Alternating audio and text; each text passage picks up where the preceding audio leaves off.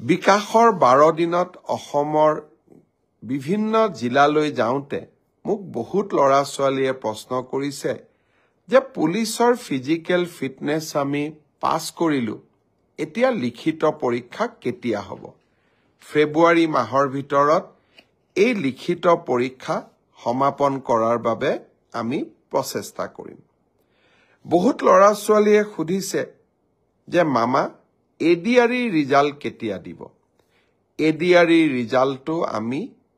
তৃতীয় আৰু চতুৰ্থ বৰ্গৰ আটাইকেইটা পৰীক্ষাৰ ৰিজাল্ট আমি ফেব্ৰুৱাৰী মাহৰ শেষৰ ফালে বা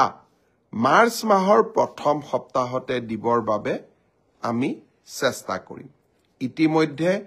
এই গোটেই প্ৰচেষ্টাবোৰ আৰম্ভ হৈছে আৰু আমাৰ প্ৰচেষ্টা হ'ব যে নিৰ্ধাৰিত সময়ত এইবাৰ আমি প্ৰতিশ্ৰুতি দিয়া অনুসৰি 30,000 নিযুক্তি আমি যাতে সমাপন কৰিব পাৰো